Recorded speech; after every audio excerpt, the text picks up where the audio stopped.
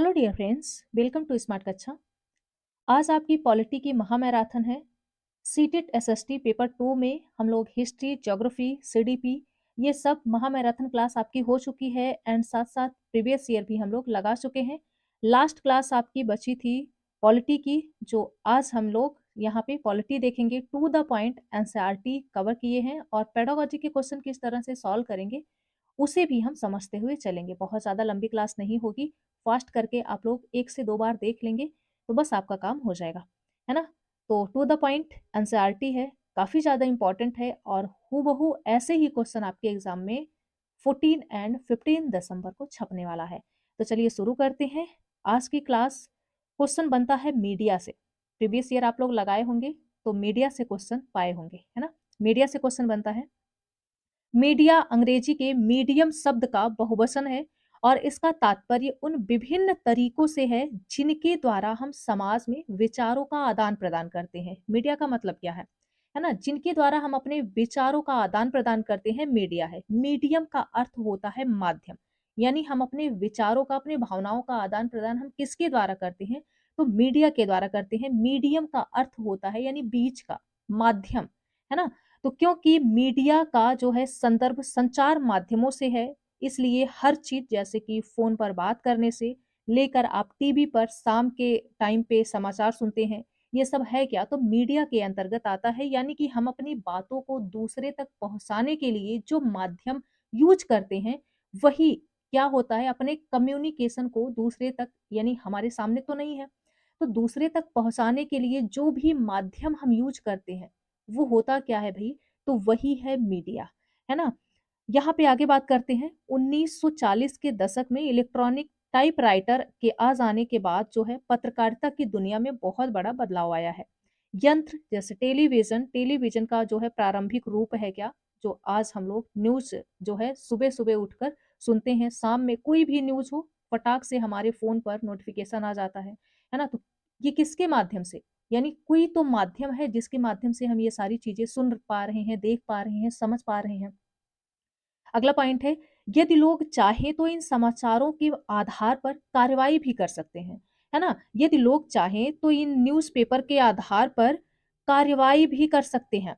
ऐसा वे संबंधित यानी मंत्री को पत्र लिखकर सार्वजनिक विरोध यानी पब्लिक प्रोटेस्ट कर सकते हैं।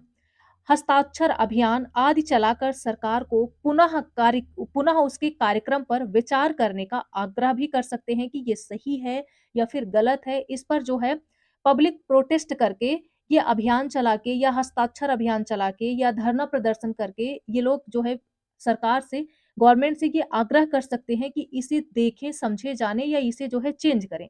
इस भावनाओं को, विचारों को, जो भी बातें होती हैं उसमें जो है चेंजिंग भी किया जा सकता है ना? सरकार व निजी संस्थाएं ऐसे विज्ञापन भी बनाती हैं, सरकार भी और निजी संस्थाएं ऐसे विज्ञापन बनाती हैं जिनसे समाज में किसी बड़े संदेश का प्रसारण हो सके। ये सामाजिक विज्ञापन कहलाते हैं, है ना? क्या कहलाते हैं? ये सामाजिक विज्ञापन कहलाते हैं। अगला यहाँ पे पॉइंट देखते हैं, टैक्स। टैक्स क्या है? तो सरकार कर से प्राप्त धन का उपयोग विभिन्न प्रकार के सार्वजनिक सेवाओं, पब्लिक सर्विस को मुहैया करवाने में खर्च करती है। टैक्स जो हम लोग देते हैं, क्या होता है? इसका क्या होता है, यानी गवर्नमेंट इसका क्या करती है? तो पब्लिक सर्विस मुहैया करवाने में खर्च करती है, जिससे सभी नागरिकों को फायदा होता है। किनको फायदा होता है? जो प्रतिरक्षा है, पुलिस है, न्यायिक व्यवस्था, राजमार्ग, इन सब में जो है सेवाओं को प्रदान करते हैं, है ना? और आम नागरिकों को भी इससे लाभ होता है। तो इन सभी नागरिकों को इनसे लाभ होता है। जैसे आम नागरिकों का कैसे लाभ होता है? जैसे जो मुफ्त में चावल, आटा ये सारी चीज़ें मिल रही हैं, कहाँ से मिल रही हैं? जो हम लोग टैक्स दे रहे हैं उसी से तो वापस आ रही हैं, है ना? तो अन्यथा इन सेवाओं की व्यवस्था स्वयं नागरिक नहीं कर सकते। इन सेवाओं की व्यवस्था स्वयं नागरिक नहीं कर सकते। ये टू द पॉइंट एनसीईआरटी की है, रीजन अजर्सन के क्वेश्चन में और पेडागोजी के क्वेश्चन में इसी तरह से पूछा हुआ है ना? तो ये सारी चीज़ें याद रखिएगा। यदि आप 1 से 2 बार इसको देख लेते हैं तो आपको समझ आ जाएगा। क्वेश्चन जैसे ही आपके सामने आएगा, ये सारी चीज़ें रिकॉल होने लगेंगी, हाँ, ये हमने पढ़ा है ना? तो पेडागोजी के क्वेश्चन आप आसानी से सॉल्व कर पाएँगे। तो आगे क्या है?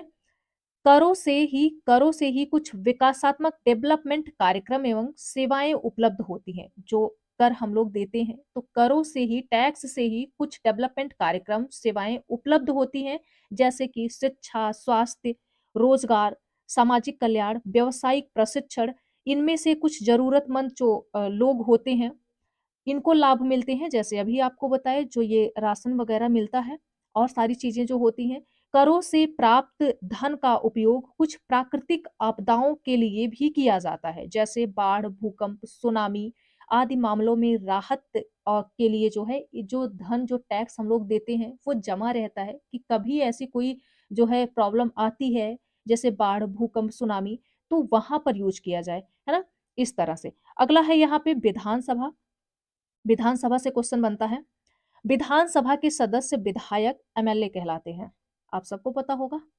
MLA member of legislative assembly का संक्षिप्त रूप। हिमाचल प्रदेश की विधानसभा में विधायकों के 68 निर्वाचन क्षेत्र हैं।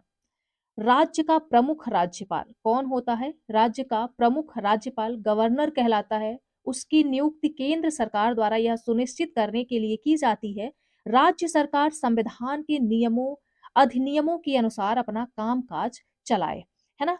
चुनाव के बाद राज्य का राज्यपाल मुख्यमंत्री और अन्य मंत्रियों की नियुक्ति करता है। कई बार सत्ताधारी दल किसी एक पार्टी का ना होकर कई पार्टियों से मिलकर बनता है।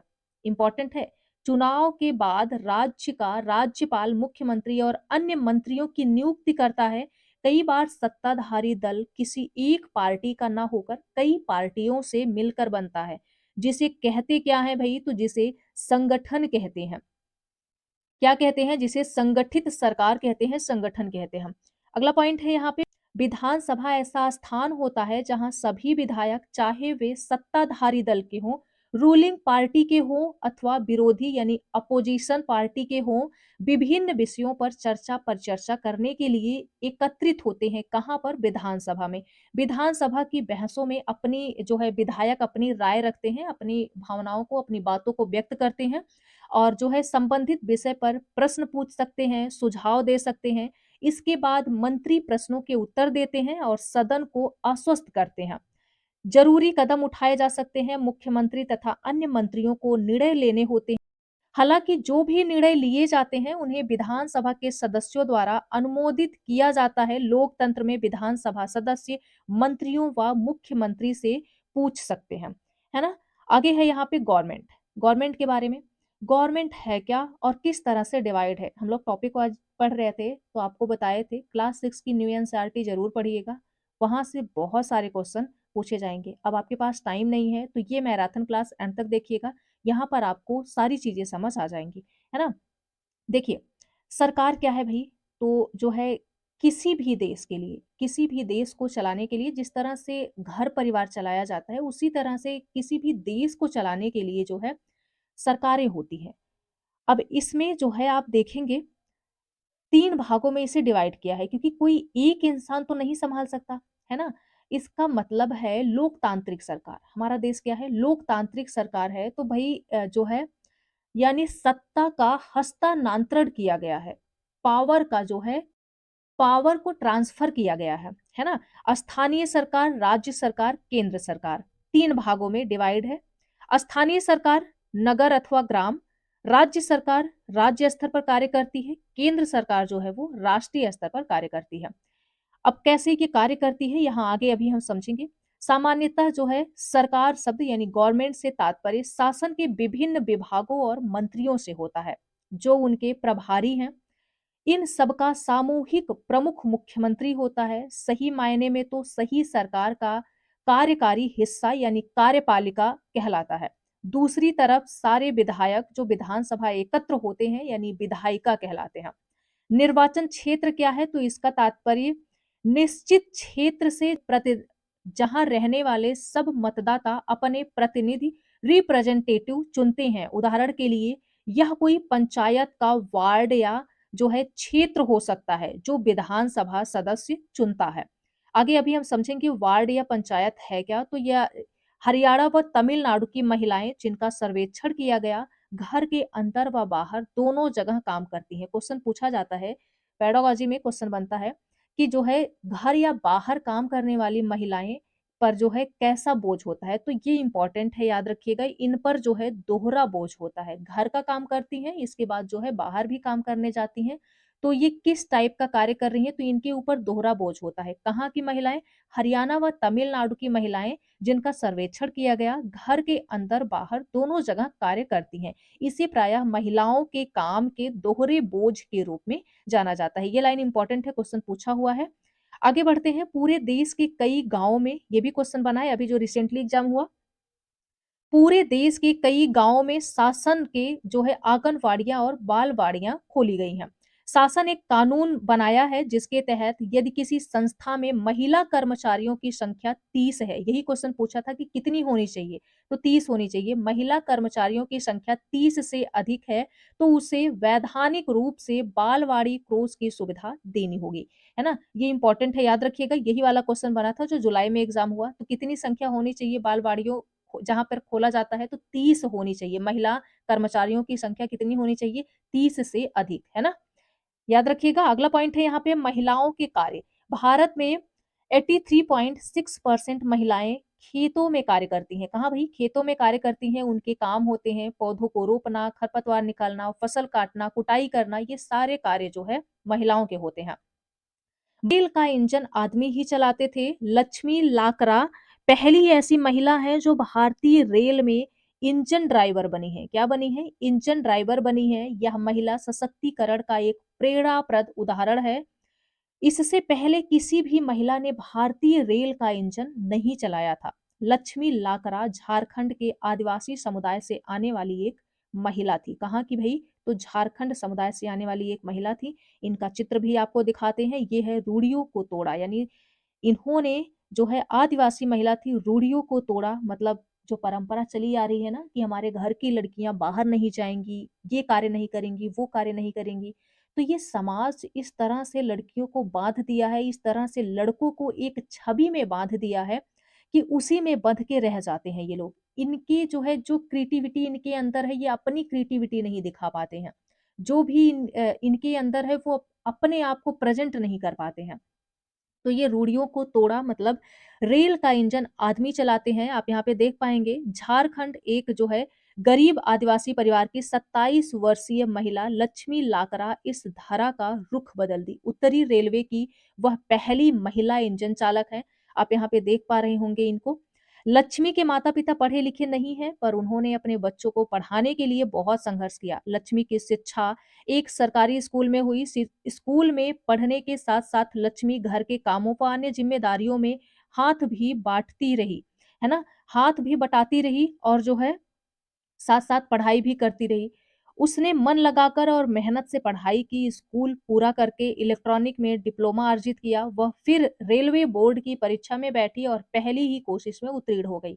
लक्ष्मी कहती है, मुझे चुनौतियों से खेलना बहुत पसंद है। जैसे कि कोई कहता है कि जो है फला काम लड़कियों के लिए नहीं है ना? अक्सर आप गाँव में सुनते होंगे, ये कार्य लड़कियाँ नहीं करती हैं। ये कार्य लड़कियों के लिए नहीं है, तो उसे करके रहती हूँ, मैं उसे करके रहती हूँ। लक्ष्मी के जीवन में ऐसा करने के अनेक अवसर आए, जब वह इलेक्ट्रॉनिक्स यानी करना चाहती थी, जब उसने पॉलिटेक्निक में मोटरसाइकिल चलाई और जब उसने तय किया कि वह इंजन ड्राइवर बनेंगे। उसका दृष्टिकोण सीधा-साधा, जब तक मुझे मज़ा आ रहा है और मैं किसी को नुकसान नहीं पहुँचा रही और मैं अच्छे से रह पा रही हूँ और अपने माता-पिता की मदद कर पा रही हूँ, मैं अपने तरीके से क्यों ना जिऊँ? वेरी इंपॉर्टेंट, ये हर गर्ल्स के पास होना चाहिए, है ना? और यही कहेंगे कि पेरेंट्स भी ऐसे हों, तभी तो जो है गर्ल्स की पावर ही होते हैं माता-पिता। यदि अगर पेरेंट्स ऐसे नहीं हो, तो फिर वो धराशायी हो जाती हैं। तो जिस तरह से यानी घर के कार्य को करते हुए दोहरा भार होता है, फिर भी लड़कियां आगे निकल जाती हैं। आप देख पा रहे होंगे हर क्षेत्र में लड़कियां आगे हैं। क्यों? क्यों आगे हैं? उनके पास घर के कार्य, बाहर के कार्य, लोगों के ताने, सारी चीजें होती हैं, बट फिर भी हर जगह आगे हैं। आपको पता है, एक लड़की जब जो है पढ़ाई कर रही होती है, तो वो सबसे पहले अपने घर से, दूसरे नंबर समाज से, तीसरे नंबर वो एग्ज़ाम से लड़ रही होती है। एक लड़का सिर्फ़ अपने एग्ज़ाम से लड़ रहा होता है। समाज में कुछ लोग 4 बातें कहते भी हैं, फिर भी फैमिली वाले सपोर्ट करते हैं। बट लड़कियों को एक मौका बहुत कहने पर दिया जाता है, दोबारा उनको मौका तक भी नहीं दिया जाता कि दोबारा से तुम जो है कोई भी एग्ज़ाम दोबारा से करो, इस तरह से। तो लड़की पहले पढ़ती है ना, तो वो सबसे पहले अपने घरवालों से लड़ती है। दोबारा तो वो दूसरे नंबर पे समाज है, तीसरे नंबर पे वो एग्ज़ाम से लड़ती है, फिर भी आज हर जगह, हर क्षेत्र में लड़कियाँ ही आगे हैं। तो इस तरह से होना चाहिए भई, इनका दृष्टिकोण सीधा-साधा है कि जब तक मुझे मज़ा आ रहा है और मैं किसी को नुकसान नहीं पहुँचा रही हूँ और मैं अच्छे से रह पा रही हूँ, तो मैं अपने माता-पिता की मदद कर पा रही हूँ, तो मैं अपने तरीके से क्यों ना जिऊँ? क्यों इन लोगों के तरीके से जिऊँ? तो ये भावना हर एक लड़की के अंदर होनी चाहिए, है ना? आगे बढ़ते हैं यहाँ पे रमाबाई के बारे में। शिक्षा की ये योद्धा स्वयं कभी स्कूल नहीं गई। सोचिए, कहानी ऐसी दिलचस्प है कि ये कभी स्कूल ही नहीं गई, पर अपने माता-पिता से इन्होंने पढ़ना-लिखना सीख लिया। कलकत्ता विश्वविद्यालय के संकाय ने पंडिता रमाबाई को संस्कृत विद्वान के रूप में पंडिता और सरस्वती की उपाधि दी, क्योंकि वे संस्कृत पढ़ना-लिखना जानती थी, जो उस समय की औरतों के लिए बहुत बड़ी उपलब्धि थी। औरतों को तब यह जो है ज्ञान अर्जित करने की अनुमति ही नहीं थी। 1898 में पुणे के पास खेड़ गांव में एक मिशन स्थापित किया, जहां विधवा स्त्रियों और गरीब औरतों को पढ़ने लिखने तथा स्वतंत्र होने की शिक्षा दी जाती थी। उन्हें लकड़ी से चीजें बनाने, छापाखाना चलाने जैसी कुशलताएं भी सिखाई जाती थी, जो वर्तमान में लड़कियों को कम ही सिखाई जाती हैं। अभी कहाँ इस टाइप के कार्य सिखाए जाते हैं, ऐसे स्किल जो है विद्यालय में है। तो पहले ये सारे स्किल्स जो है गर्ल्स को सिखाई जाती थी। रास सुंदरी देवी।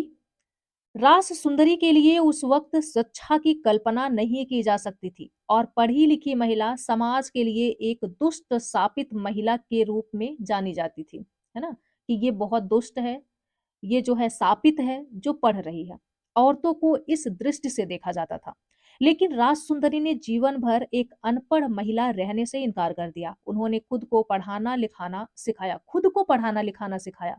खुद के लिए, अपने पति, बच्चों से जो है स्वतंत्र एक अलग पहचान बनाई। राज सुंदरी ने जीवन भर अनपढ़ महिला रहने से इनकार कर दिया। उन्होंने खुद को पढ़ाना-लिखाना सिखाया, खुद के लिए, अपने पति, बच्चों से स्वतंत्र एक अलग अपनी पहचान बनाई। राजसुंदरी ने 26 साल की उम्र में पढ़ना सीखा था। कब भई? 26 साल की उम्र में पढ़ना सीखा था। राजसुंदरी देवी के जीवन के बारे में जानने का सबसे प्रामाणिक स्रोत जो है, वो इनकी आत्मकथा है, जिसमें इन्होंने अपने जीवन के जो है सभी घटनाओं को दर्ज किया है।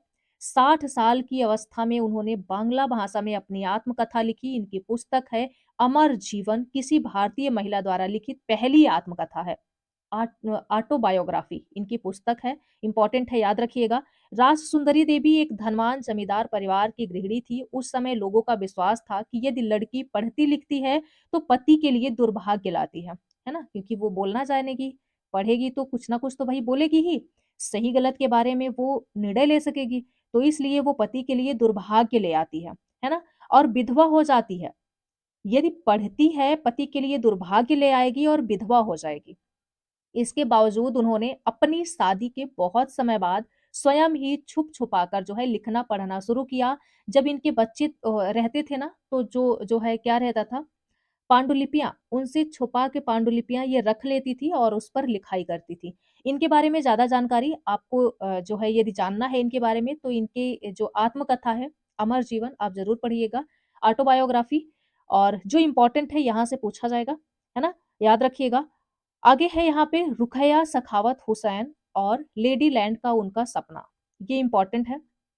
रुकैया सखावत हुसैन अंग्रेजी भाषा के कौशल का अभ्यास करने के लिए उन्होंने एक उल्लेखनीय कहानी लिखी, स्टोरी लिखी, जिसका शीर्षक था सुल्ताना का स्वप्न। सुल्ताना का स्वप्न स्टोरी। सुल्ताना नामक एक स्त्री की कल्पना की गई थी, जो सन 2006 में एक कानून बना, जिससे घर के अंदर शारीरिक और मानसिक हिंसा को भोग रही औरतों को कानूनी सुरक्षा दी जाए। ये है सुल्ताना की कहानी। इनकी बहुत सारी जो है पुस्तकें हैं जो इन्होंने लिखी है, बट ये इम्पोर्टेंट है। सुल्ताना की कहानी याद रखिएगा। यहाँ पे है रुक़ैया सखावत हुसैन एक धनी परिवार में पैदा हुई थी, जिसके पास बहुत ज़मीन थी। यद्यपि उन्हें उर्दू पढ़ना और लिखना आता था, परंतु उन्हें बांग्ला और अंग्रेजी सीखने से रोका गया। उस समय अंग्रेजी को ऐसी भाषा के रूप में देखा जाता था जो लड़कियों के सामने नए विचार रखती थी।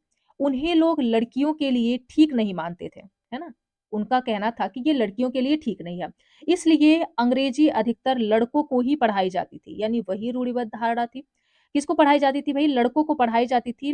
जो इंग्लिश है वो लड़कियों के लिए ठीक नहीं है। रुकैया ने अपने बड़े भाई और बहन के सहयोग से बांग्ला और अंग्रेजी पढ़ना-लिखना सीखा। आगे जाकर वे एक लेखिका बनी। 1905 में जब वे केवल 25 वर्ष की थी, तब अंग्रेजी भाषा के कौशल का अभ्यास करने के लिए उन्होंने एक उल्लेखनीय स्टोरी लिखी, कहानी लिखी, जिसका शीर्षक था सुल्ताना का स्वप्न।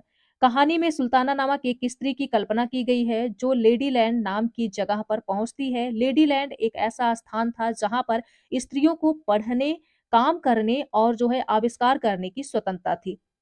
इस कहानी में महिलाएं बादलों से होने वाली वर्षा को रोकने के उपाय खोजती हैं और हवाई कारें चलाती हैं। लेडीलैंड में पुरुष की आक्रमण बंदूकें और युद्ध के अन्य अस्त्र शस्त्र स्त्रियों की बौद्धिक शक्ति से हरा दिए जाते हैं और पुरुष एक अलग थलग स्थान में भेज दिए जाते हैं। सुल्ताना लेडीलैंड में अपनी बहन साराह के साथ यात्रा पर जाती है, तभी उसकी आंखें खुल जाती है और उसे पता चलता है कि वह तो केवल स्वप्न देख रही थी।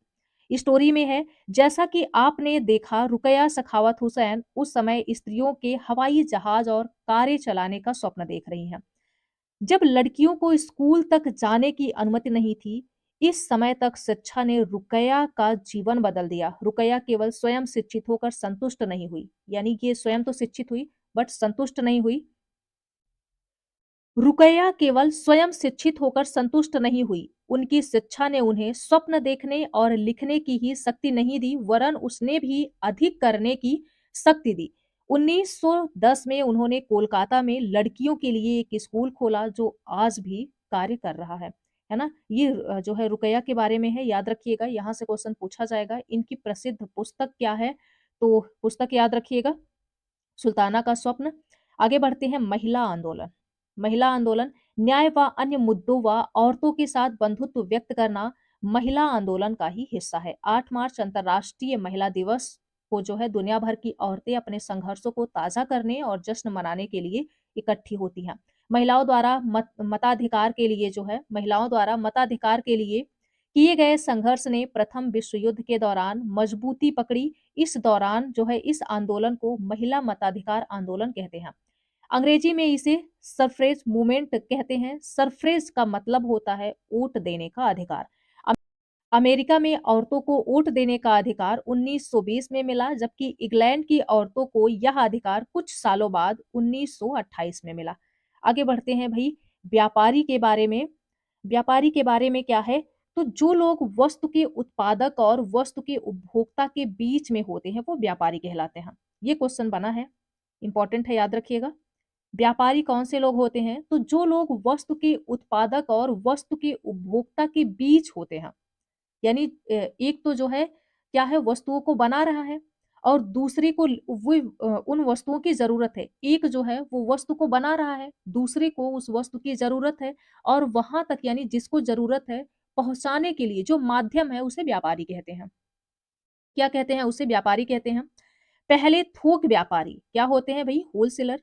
बड़ी मात्रा में जो है संख्या में सामान खरीद लेते हैं, जैसे सब्जी या कोई भी वस्तु हो, ढेर सारी जो है चीज़ें वो खरीद कर रख लेते हैं। और इसके बाद जो है क्या करते हैं, बल्कि वह बड़ी मात्रा में ₹25 से 100 किलो तक सब्जियाँ खरीद लेते हैं, यानी थोड़ा से जो है ज़्यादा तक सब्जियाँ या सामानें जो भी होता है, ले लेते हैं। इन्हें वह दूसरे व्यापारियों को बेचता है। किसे? इन्हें वह दूसरे व्यापारियों को बेचता है। यहाँ खरीदने वाले और बेचने वाले दोनों व्यापारी होते हैं। व्यापारियों की लंबी श्रृंखला का जो है वह अंतिम व्यापारी जो अंततः वस्तुओं उपभोक्ता को बेचता है। जैसे कुछ होलसेलर होते हैं जो ढेर सारे सामानों को ले लेते हैं, खुरदरा या जो है फुटकर व्यापारी को रिलीज करते हैं, बेचते हैं। जैसे जिन्हें जो है वो दुकान पर रखते हैं और अपने पड़ोस की दुकानों जैसे साप्ताहिक बाजार या शॉपिंग कॉम्प्लेक्स में बेचना मिलता है ना? जो ढेर सारे सामान को खरीदते हैं, आप कभी देखेंगे कि शॉपिंग मॉल जो है या साप्ताहिक बाजार में उसे ले जाके बेचते हैं। यहाँ से क्वेश्चन बनता है, शॉपिंग मॉल और जो है साप्ताहिक बाजार में क्या अंतर है? तो आपको पता है कि साप्ताहिक बाजार जो है वो 1 दिन लगता है ना? सप्ताह में किसी 1 दिन लगता है। जैसे आप देखे होंगे कि जो है सोमवारी, मंगलवारी इस तरह से किसी एक दिन सप्ताह में लगता है। शॉपिंग मॉल जो है वो डेली तो लगता ही है, वो बड़े बहुमंजिला मकान होते हैं। तो इस तरह से क्वेश्चन बनता है, याद रखिएगा। अगला है यहाँ पे तमिलनाडु में सप्ताह में 2 बार लगने वाला कपड़ा बाज़ार संसार में विशाल बाज़ारों में से एक है। ये इम्पोर्टेंट है, याद रखिएगा। अगला है बुनकर। आगे बढ़ते हैं बुनकर। बुनकर जो व्यापारियों के ऑर्डर के अनुसार कपड़ा बनाते हैं। बुनकर कौन से लोग होते हैं? जो व्यापारियों के ऑर्डर के अनुसार कपड़ा बनाते हैं। जैसे आप भी उन्हें कोई डिज़ाइनर हैं, आप उन्हें जो है बताएँगे, तो वो आपके लिए भी कपड़ा बना के देंगे। ये व्यापारी देश व विदेश के वस्त्र निर्माताओं और निर्यातकों को उनके ऑर्डर के अनुसार कपड़ा उपलब्ध कराते हैं। ये सूत खरीदते हैं, बुनकरों को जो है निर्देश देते हैं किस प्रकार का कपड़ा तैयार करना है, और ये बुनते हैं और जो है उनको देते हैं। आगे बढ़ते हैं, यहाँ पे कपड़ा बुनने वाले बुनकर आसपास के गांव में रहते हैं। जो कपड़ा बनाते हैं भाई आसपास के गांव में रहते हैं। इन व्यापारियों से जो है सूत लेते हैं और बुनाई करने करघे जो है, अब तो मशीनें हो गई हैं, तो इस पर बनाते हैं। घरों के आस-पास व्यवस्था जो है कर रखी है। बुनकर अपने परिवार के साथ करघों पर जो है कई घंटों तक काम करते हैं।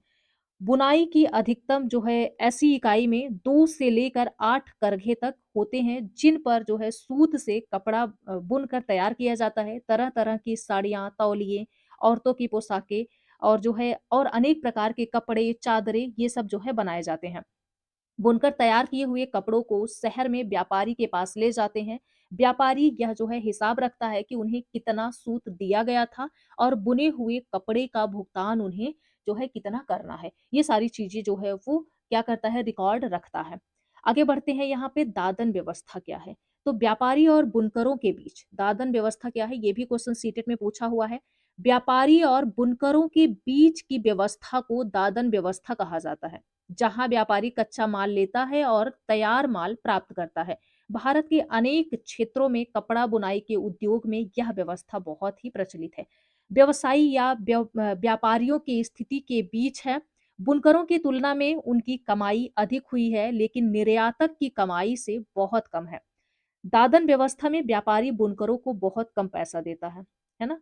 ये इंपॉर्टेंट है। 2011 की जनगणना के आंकड़े बताते हैं कि हमारी जनसंख्या जो है वो 48.5% महिलाएं हैं, 14.2% मुसलमान हैं, 14.6% दलित हैं और 8.6% आदिवासी हैं। ये पूछा जा सकता है मिलान में, याद रखिएगा। तवा मत्स्य संघ क्या है? यहाँ से क्वेश्चन पूछा जाता है, पूछा गया है। तवा मत्स्य संघ क्या है? तो मध्य प्रदेश का तवा मत्स्य संघ इसका उदाहरण है, जहां लोग अपने अधिकारों के लिए एक साथ खड़े हुए हैं। इंपॉर्टेंट है। तवा मत्स्य संघ मछुआरों की सहकारी समितियों का एक संघ है और जंगलों से विस्थापित लोगों के अधिकारों के लिए लड़ता है ना? तवा नदी महादेव पहाड़ियों से निकलती है, बैतूल से होते हुए होशंगाबाद में नर्मदा से मिलती है। तवा पर बांध का निर्माण 1958 में शुरू हुआ, 1978 में पूरा हुआ। जंगल के एक बड़े हिस्से के साथ-साथ कई कृषि भूमि भी बाढ़ में डूब गए, जिसके कारण जो है जंगल के निवासियों ने सब कुछ खो दिया। इससे जो है कुछ विस्थापित बांध के आसपास बस गए, यानी कुछ लोग जो है विस्थापित बांध के आसपास बस गए और कुछ खेती करने के अलावा मछली पकड़ना भी शुरू किए।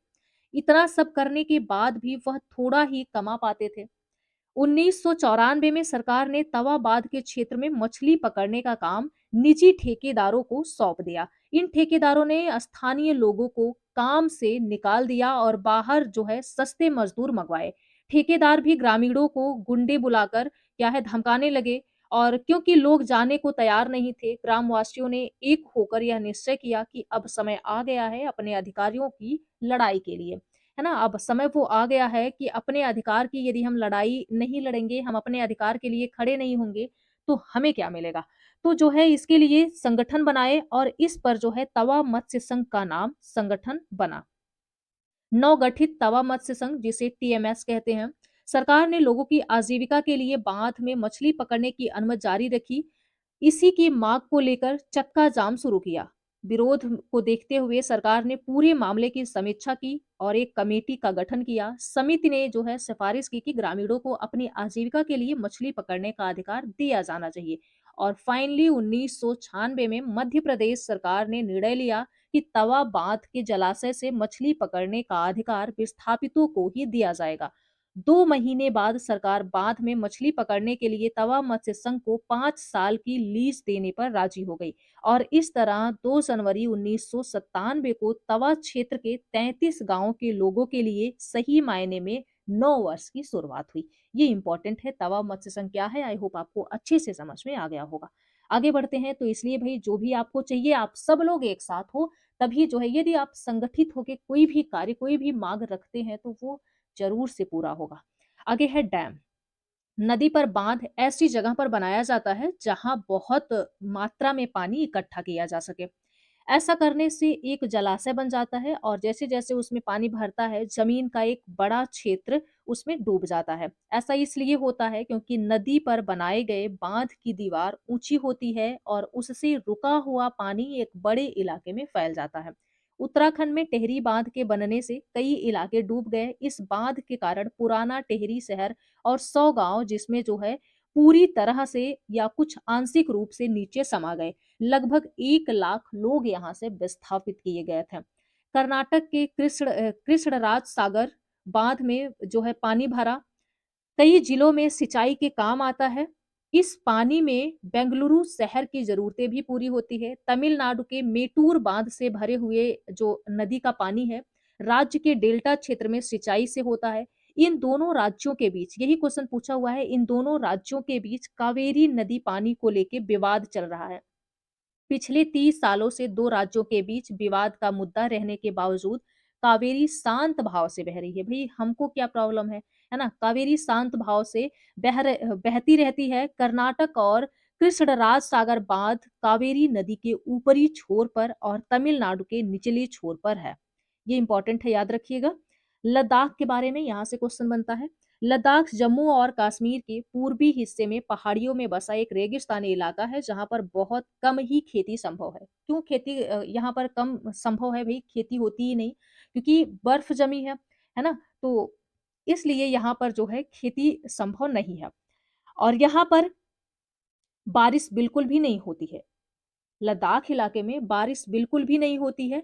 यह इलाका हर वर्ष काफी लंबे समय तक बर्फ से ढका रहता है। यहाँ के लोग एक खास किस्म की बकरी पालते हैं, इंपॉर्टेंट है, याद रखिएगा। बकरी पालते हैं, एक खास किस्म की बकरी पालते हैं जिससे पश्मीना ऊन बनाया जाता है। ये बहुत ही कॉस्टली होता है, बहुत कीमती होता है क्योंकि ये जो है एक साल 6 स्वेटर के बराबर होता है। हाथ से इसकी बुनाई होती है, अभी मशीन से नहीं होती, हाथ से इसकी बुनाई होती है। इसलिए पश्मीना शाल बहुत महंगी होती है, बहुत कॉस्टली होती है क्योंकि भई एक जहाँ पर आप 6 स्वेटर खरीदेंगे, वहाँ पर 1 साल पर्याप्त है। तो लद्दाख के रास्ते ही जो है बौद्ध धर्म तिब्बत पहुँचा था, ये इम्पोर्टेंट है। लद्दाख के रास्ते ही बौद्ध धर्म तिब्बत पहुँचा था। लद्दाख को छोटा तिब्बत भी कहा जाता है। ये सारे कोटेशन आपके एग्ज़ाम में पूछे हुए हैं। अगला पॉइंट है यहाँ पे, लद्दाख भारत का एक ठंडा रेगिस्तान है। यह जम्मू कश्मीर के पूर्वी हिस्से में महान हिमालय में स्थित है। लद्दाख की ऊंचाई कारगिल में करीब 3000 मीटर से लेकर काराकोरम में 8000 मीटर से ज्यादा तक होती है। लद्दाख में कई ग्लेशियर हैं जिसमें एक गंगोत्री ग्लेशियर है जहां से गंगा जी निकलती हैं। लद्दाख में सिंधु नदी बहती है। कौन सी नदी? सिंधु नदी। लद्दाख में कौन सी नदी बहती है ये भी क्वेश्चन पूछा हुआ है, तो सिंधु नदी बहती है जो हिंदू संस्कृत की पहचान है। लद्दाख में बहुत कम बारिश होती है। गर्मियों में दिन का तापमान 0 डिग्री से थोड़ा ऊपर होता है। रात का तापमान तो भाई -30 डिग्री सेल्सियस से नीचे, सर्दियों में तापमान तो 40 डिग्री सेल्सियस तक पहुंच जाता है। ये इंपॉर्टेंट है। आगे बढ़ते हैं। यहाँ पे लद्दाख भारत का एकमात्र शीत मरुस्थल है। क्या है भाई? एकमात्र शीत मरुस्थल है लद्दाख। यह हिमालय के वृष्टि छाया क्षेत्र में स्थित होने के कारण मानसून से प्रभावित नहीं होता है। हम लोग सहारा का मरुस्थल पढ़े थे, है ना? तो ये जो है ज्योग्राफी में पढ़े हैं और यहाँ पे है जो यहाँ पे पढ़ रहे हैं, लद्दाख भारत का एकमात्र शीत मरुस्थल है। यह हिमालय के वृष्टि छाया क्षेत्र में स्थित होने के कारण मानसून से प्रभावित नहीं होता। लद्दाख में सौर विकिरण भारत के अन्य क्षेत्रों के मुकाबले ज्यादा होता है। लद्दाख में भूतापीय संसाधन भी है। इतने पॉइंट लद्दाख के बारे में याद रखिएगा, क्वेश्चन बनेगा तो यहीं से पूछा जाएगा। अगला है केरल के बारे में भई, तो केरल भारत के दक्षिण पश्चिमी कोने में बसा हुआ राज्य है।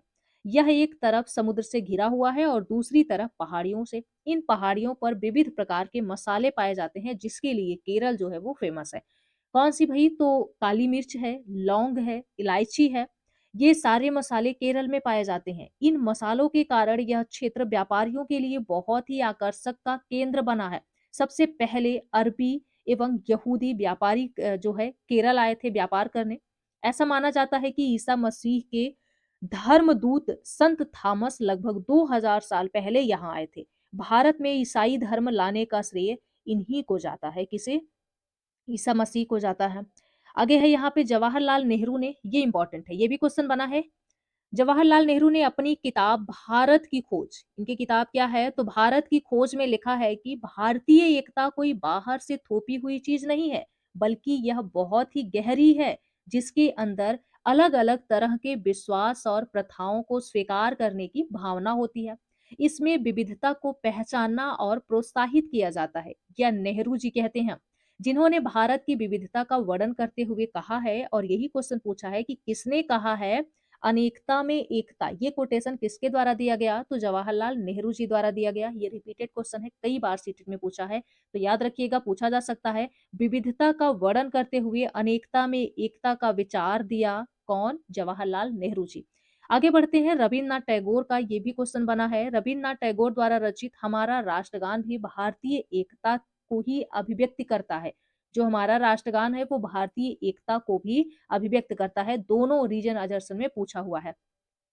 अगला पॉइंट है, संसार में जो है 8 मुख्य धर्म है। भारत में उन 8 धर्मों के अनुयायी, यानी जो है 8 धर्मों को मानने वाले भारत में पाए जाते हैं। यहाँ 1600 से ज़्यादा भाषाएँ बोली जाती हैं, जो लोगों की मातृभाषा है। वेरी इंपॉर्टेंट, ये लगा के रखिएगा, ये भी जो है पेडागोजी के क्वेश्चन में ये पूछा हुआ है। आगे बढ़ते हैं। जिन बच्चों को पहले विकलांग कहा जाता था, इस शब्द को बदलकर आज उनके लिए शब्द प्रयोग किए जाते हैं। क्या शब्द प्रयोग किए जाते हैं? खास ज़रूरत वाले बच्चे। क्या शब्द प्रयोग किए जाते हैं? खास ज़रूरत वाले बच्चे। Children with special need. जब हम सभी लोगों को एक छवि में बाँध देते हैं या उनके बारे में पक्की धारणा बना लेते हैं, तो उसे रूढ़िबद्ध धारणा कहते हैं, जेंडर स्टीरियोटाइप कहते हैं। रूढ़िबद्ध धारणा मतलब स्टीरियोटाइप, जो है इसी तरह से आता है कि जेंडर स्टीरियोटाइप, है ना? जैसे एक छवि में बात देना, ये लड़की है, ये लड़का है, तो ये होता है जेंडर स्टीरियोटाइप। यदि किसी में हम एक छवि में बाँध देते हैं, तो इसे स्टीरियोटाइप यानी धारणा, रूढ़िबद्ध धारणा कहते हैं।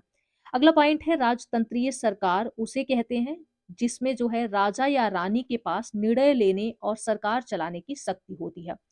अगला पॉइंट है, 1931 में यंग इंडिया पत्रिका किसके द्वारा लिखा गया? ये भी क्वेश्चन बना है, और कब लिखा गया ये भी पूछा हुआ है। तो 1931 में यंग यंग इंडिया पत्रिका के लेखक हैं गांधी जी।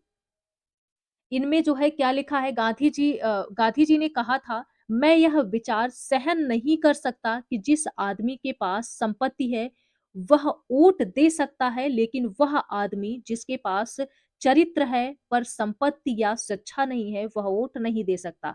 या जो दिन भर अपना पसीना बहाकर ईमानदारी से कमा सकता है, वह वोट नहीं दे सकता, क्योंकि उसने जो है गरीब आदमी होने का गुनाह किया है। यह जो है यंग इंडिया पत्रिका में लिखा हुआ है। आगे है यहाँ पे ग्राम पंचायत के बारे में जानते हैं। यहाँ से क्वेश्चन पूछा हुआ है, जो अभी कल हम लोग प्रीवियस ईयर सॉल्व कर रहे थे, तो उसमें ये सारे क्वेश्चन पूछे हुए हैं। क्या है यहाँ पे? एक ग्राम पंचायत कई वार्डों यानी जो है छोटे क्षेत्रों में बटी हुई होती है। प्रत्येक वार्ड अपना एक प्रतिनिधि चुनता है। वार्ड पंच के नाम से जाना जाता है। ध्यान रखिएगा, ग्राम पंचायत की बात कर रहे हैं। अभी हम आपको एक चित्र भी दिखाते हैं। एक ग्राम पंचायत कई वार्डों यानी छोटे क्षेत्रों में बटी हुई होती है। प्रत्येक वार्ड अपना एक प्रतिनिधि चुनता है, जो वार्ड पंच के नाम से जाना जाता है। इसके साथ पंचायत क्षेत्र के लोग मिलकर सरपंच को चुनते हैं, जो पंचायत का मुखिया होता है। वार्ड पंच और सरपंच मिलकर ग्राम पंचायत का गठन 5 साल के लिए करते हैं। ग्राम पंचायत का एक सचिव क्या होता है? एक सचिव होता है, सेक्रेटरी होता है, जो ग्राम सभा का सचिव होता है। सचिव का चुनाव नहीं होता। है ना? इनका चुनाव नहीं होता, उसकी सरकार द्वारा नियुक्त की जाती है। सचिव का काम है ग्राम सभा एवं ग्राम पंचायत की बैठक बुलाना और जो भी चर्चा एवं निर्णय हो, उसका जो है रिकॉर्ड रखना। अगला पॉइंट है यहाँ पे ग्राम पंचायत पूरे गांव के हित में निष्पक्ष रूप से काम कर सके, इससे जो है ग्राम सभा की महत्वपूर्ण भूमिका है। ग्राम सभा की बैठक में ग्राम पंचायत अपनी योजनाएं लोगों के सामने रखती है। ग्राम सभा पंचायत को जो है मनमाने ढंग से काम करने से रोक सकती है। साथ ही पैसों का दुरुपयोग एवं कोई गलत काम ना हो, इसकी भी निगरानी रखती है। अगला पॉइंट है यहाँ पे ग्राम पंचायत के काम। क्या है ग्राम पंचायत के काम? तो सड़कों, नालियों, स्कूलों, भवनों और जो है पानी के स्रोतों, भवनों का निर्माण, इन सब का रख-रखाव करना ग्राम पंचायत का कार्य होता है। स्थानीय कर यानी टैक्स लगाना और इकट्ठा करना होता है। गाँव के लोगों को रोजगार देने संबंधी सरकारी योजनाएँ लागू करना होता है। ये ग्राम पंचायत के कार्य होते हैं। ग्राम पंचायत की आमदनी के स्रोत यानी जो है इनकम क्या है इनकी? तो भई घरों एवं बाज़ारों पर लगाए जाने वाले कर से मिलने वाली राशि विभिन्न सरकारी विभागों द्वारा चलाई गई योजनाओं की राशि जो जनपद एवं जिला पंचायत द्वारा आती है। अगला पॉइंट है यहाँ पे समुदाय के जो है काम के लिए मिलने वाले दान, जो समुदाय के काम के लिए मिलने वाले दान होते हैं, ये सब इनके जो है आय के स्रोत होते हैं। अगला पॉइंट है ग्रामीण क्षेत्रों में ग्राम पंचायत लोकतांत्रिक सरकार क्या है? ग्रामीण क्षेत्रों में ग्राम पंचायत लोकतांत्रिक सरकार डेमोक्रेटिक गवर्नमेंट का पहला स्तर होता है। क्या होता है? यानी जो है लोकतांत्रिक सरकार का यानी गवर्नमेंट का क्या कहते हैं शक्तियों का हस्तांतरण, है ना? जो पावर होता है उसका ट्रांसफर होता है। इसी तरह से जैसे कोई एक व्यक्ति पूरी दुनिया को तो नहीं संभाल सकता, है ना? जैसे भगवान में भी जो है अलग-अलग तरह से शक्तियाँ बटी हुई हैं, उसी तरह से हाँ, एक सरकार को जैसे घर चलाना होता है ना, क्या जो है मम्मी घर-बाहर सारा कुछ कर लेती हैं? नहीं, बैलेंस बना के चलना होता है। तो उसी तरीके से जिस तरह से घर किसी एक के चलाने से नहीं चलता, उसी तरीके से जो है इतना जो पब्लिक को सँभालना होता है, सरकार जहाँ पे है, तो शक्तियों का ट्रांसफ़र कर दिया जाता है। तो ये लोग जो है अपना एक-एक जगह पर कार्यभार सँभालते हैं। आगे अभी हम बात करते हैं इसमें आप चित्र द्वारा समझेंगे तो बहुत अच्छे से समझ में आएगा। ग्राम पंचायत ग्राम सभा के प्रति जवाबदेह होती है क्योंकि ग्राम सभा के लोग ही उसको चुनते हैं। पंचायती राज व्यवस्था में लोगों की भागीदारी 2 स्तरों में होती है। कैसे होती है? तो ग्राम पंचायत के बाद दूसरा स्तर आता है विकास खंड का। इसे जनपद पंचायत या पंचायत समिति कहते हैं। एक पंचायत समिति में कई ग्राम पंचायतों जो है कई ग्राम पंचायतें होती हैं। पंचायत समिति के ऊपर एक जो है जिला पंचायत या जिला परिषद होता है। यह तीसरा स्तर है जिला परिषद का, है ना? एक जिले के जो है स्तर पर विकास की योजनाएँ बनाई जाती हैं। यहाँ है पटवारी। चित्र कहाँ से गायब हो गया? यहाँ पे चित्र नहीं दिख रहा है। अभी आगे मिलता है तो आपको बताते हैं।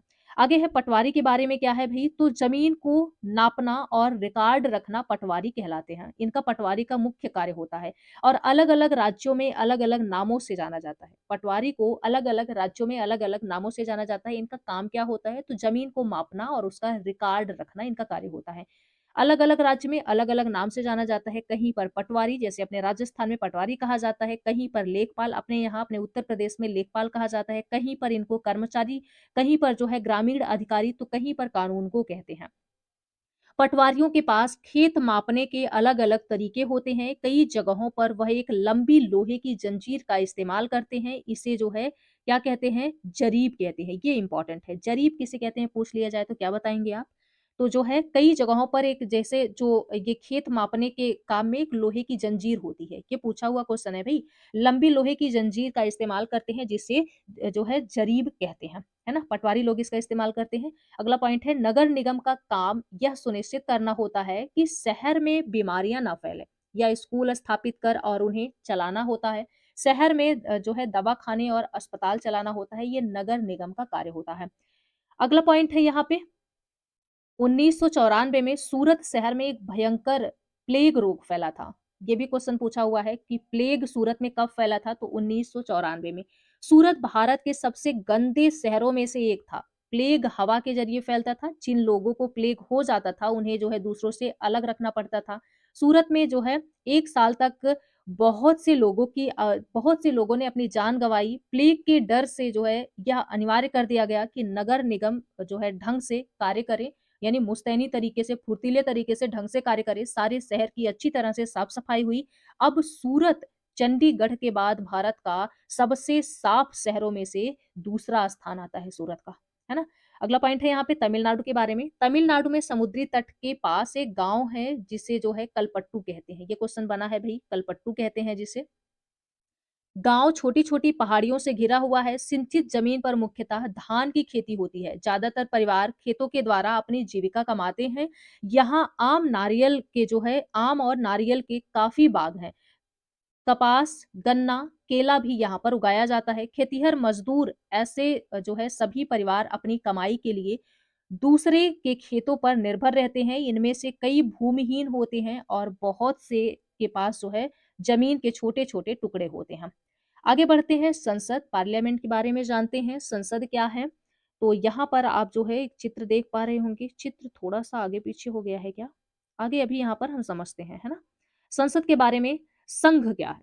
संघ यानी केंद्र की व्यवस्थापिका को क्या कहते हैं? संसद कहते हैं। केंद्र की व्यवस्थापिका को क्या कहते हैं? संसद कहते हैं। संसद का सबसे महत्वपूर्ण कार्य है देश के लिए कानून का निर्माण करना। यानी व्यवस्थापिका का कार्य क्या है भई? ये जो है व्यवस्था बनाना, है ना? कानून बनाना। तो भारतीय संसद राष्ट्रपति और 2 सदनों लोकसभा और राज्यसभा से मिलकर बना है। यहाँ पर आप देखेंगे शासन व्यवस्था भई, कार्यपालिका, विधायिका और न्यायपालिका। यानी विधायिका जो है क्या करती है भई? विधायिका का कार्य होता है कानून बनाना, कार्यपालिका का कार्य होता है जो है उसे लागू करना और न्यायपालिका का कार्य होता है जो कार्यपालिका के यानी विधायिका द्वारा बनाए गए कानून का जो पालन नहीं करते हैं उनको जो है दंड देना, न्याय करना। ये सारी चीज़ें होती हैं शासन व्यवस्था, इसी तरह से चलता है और एक-दूसरे से कनेक्ट होती हैं, है ना? आप यहाँ पे देख पा रहे होंगे एक-दूसरे से कनेक्ट होती हैं ये। आगे बढ़ते हैं, यहाँ पर समझ लेते हैं थोड़ा-सा न्यायपालिका का कार्य क्या है? आप यहाँ पे देख पा रहे होंगे। देखिए, न्यायपालिका भारत का सर्वोच्च न्यायालय और राज्य स्तर पर ये जो है अखिल भारत का है, यानी पूरे भारत का है। न्यायपालिका भारत का सर्वोच्च न्यायालय सुप्रीम कोर्ट जो है वो पूरे भारत का है। उच्च न्यायालय हाई कोर्ट जो है वो राज्य स्तर पर होता है। राष्ट्रीय स्तर, राज्य स्तर दोनों के बारे में विधायिका, विधायिका क्या है? तो 2 सदन होते हैं राष्ट्रीय स्तर पर। है ना? राष्ट्रीय स्तर पर 2 सदन होते हैं, लोकसभा और राज्यसभा, जो राष्ट्रीय स्तर पर कानूनों का निर्माण करते हैं। यानी राष्ट्रीय केंद्र स्तर पर किसका निर्माण करते हैं? कानून बनाते हैं। राज्य स्तर पर राज्य का एक विधानमंडल अथवा विधानसभा होता है ना? राज्यों में विधानसभा होती है, जबकि कुछ राज्यों में विधानसभा के साथ-साथ विधान परिषद भी होता है। ये भी याद रखिएगा।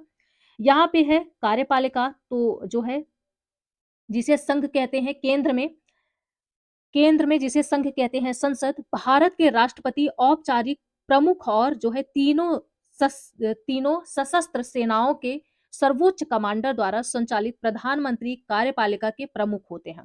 क्या होते हैं? कार्यपालिका के प्रमुख होते हैं। राज्य स्तर पर राज्यपाल औपचारिक प्रधान होता है जो है औपचारिक प्रधान द्वारा संचालित होता है। मुख्यमंत्री कार्यपालिका का प्रमुख होता है। जो मुख्यमंत्री हैं ये कार्यपालिका के प्रमुख होते हैं राज्य स्तर पर।